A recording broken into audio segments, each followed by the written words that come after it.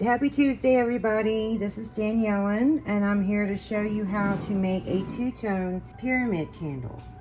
And I'm having some help from Braven right now. Braven's gonna come help me videotape. I'm getting ready to cut my wick so I can thread it into this right here.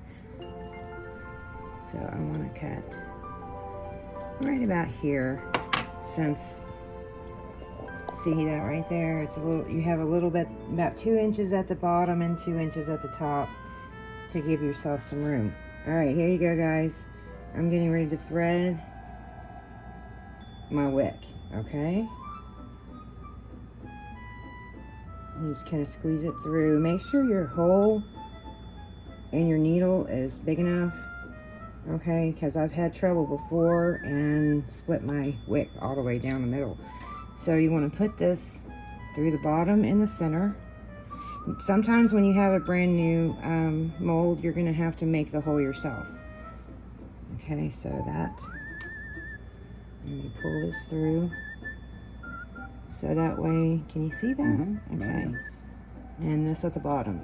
You want a lot at the bottom because when you pull this out, sometimes the wick likes to come through the wax and come completely out. So you need to be very careful with that. Next, I'm going to put one of these on top. Okay, I'm going to thread that through the middle. Okay, see how that's done? Okay, completely centered. Okay, well, it's not completely centered. It didn't have to be exactly right, but you need to get exactly close, especially when it goes to a point, because you don't want the wick to be going sideways, burning down. Okay, the first thing I'm going to do is I'm going to pour this up to the corner of that eye right there. Okay, here we go. You can see it very well.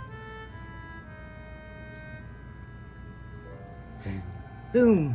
All right, now see how I got the side right there? I'm going to show you how to fix that. So what we're going to do is we're going to let this dry for about maybe 45 minutes to an hour, and then we're going to come back and put the yellow. And this is your yellow. Okay, I'm going to show you guys this real quick before I melt it and pour some in here. This is just a regular little Dixie cup that's plastic, okay? You can pour hot wax in here, so you can actually store this for later use. There you go. Okay, I have one of these heating mechanisms.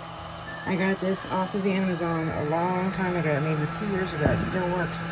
So what I'm going to do is I'm going to put this over here and heat this. This is getting kind of foggy.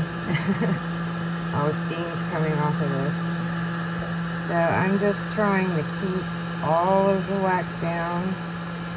And if any comes up and melts, like this side right here, I'm going to let this harden for about 30 to 45 minutes, and I'm going to come back in and get these little sides that kind of came up on me. Turn on low, and see how I've already got this, I've already taken it off with the gun, but I just wanted to show you that it actually will heat up the sides. See that? And I melted it down from the sides. I'm not going to melt it too much more because I don't want it to splash up. Okay, everything is where it needs to be. Okay, if there's a little bit on the side, you can always scrape off a little bit off your candle, and I'll show you what happens then. Now, I'm going to show you how to cleanse your candle. If you do not make your candles and you get them from either a store or somebody online, this is what you do. You take your Florida water or alcohol. You can use alcohol if you don't have this. I suggest using Florida water. I've always used Florida water. It cleanses really well, and it also brings prosperity. So why not kill two birds, right? So we're going to go ahead and go downwards with our candle. Now I don't have two hands. I'm just showing you a little bit of how I do this. So get the top. Try not to get the wick, okay? There are other ways you can do this. You can run cold water over it. Don't run warm or hot because you'll melt the candle.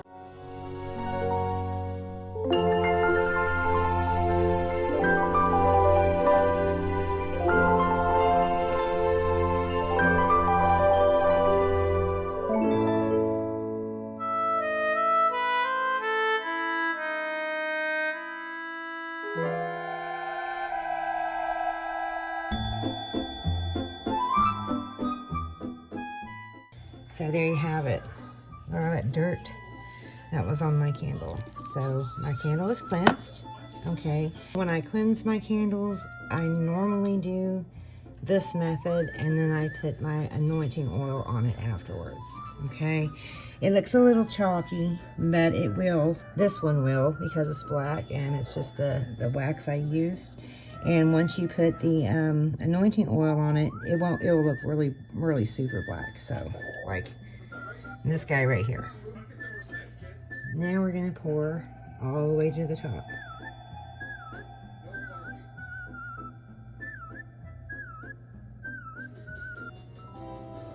You just pour it slowly.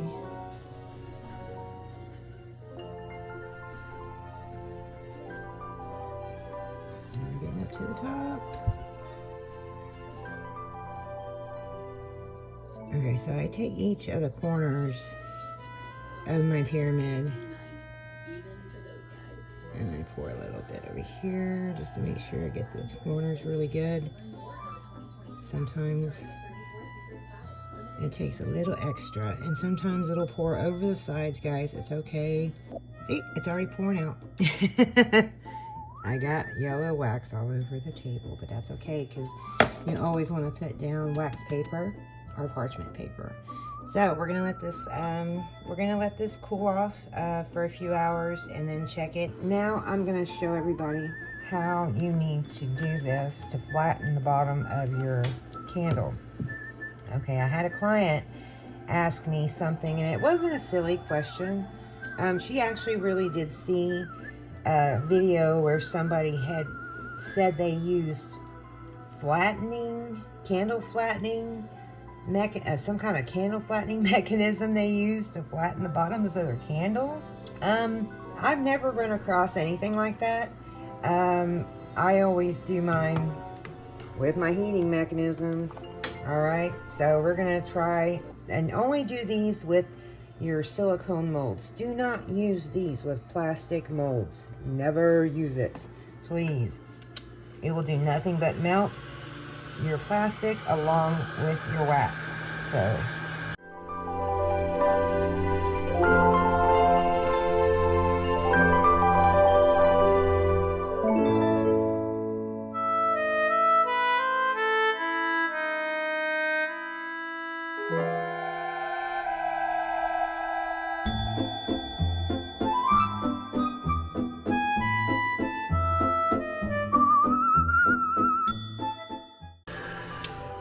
okay, now see, you can see just how flattened the top is, or the bottom, excuse me. This is the bottom of the candle you're looking at right now.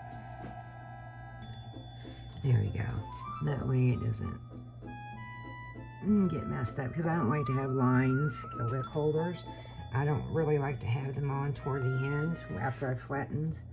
This is not dry all the way, so we're still going to have to wait probably another hour or two, but I'll be right back. Hi guys, we're back, and we have our candle finished, I hope. But we're going to get the sides kind of open a little bit, kind of separate it, because we're getting ready to pull, but you don't want to touch the candle as much as possible. Okay, peel this all back. Okay, there we go. Now, this sticks out 3D anyway. So you can either take your finger or take something and kind of scrape it, but I wouldn't do it really, because if you look from the side, it's even. Okay, there's nothing wrong. But when you look at it kind of a downwards, you kind of see it, but you don't when you're just straight up. Okay, first I'm gonna do is cut the bottom. And did you see the bottom? Did you see? Now that's where my little wick was laying, so I'm not worried about him. But we have two fragrances, just in case you're wondering if I put any fragrance in here. Yes, I did. Called Cashmere, and this one's called Lush Succulent. I get those fragrances from Brambleberry, and you can find them online at brambleberry.com. Go on Amazon and you'll find this mold, okay? Or you can go on walmart.com, but you'll find it most likely on Amazon. It's pretty cheap. I think it's like $14 or $15 on either Amazon or Etsy. You can get it on Wish too. It's pretty much it's a fairly common mold. Right. So we have a very nice.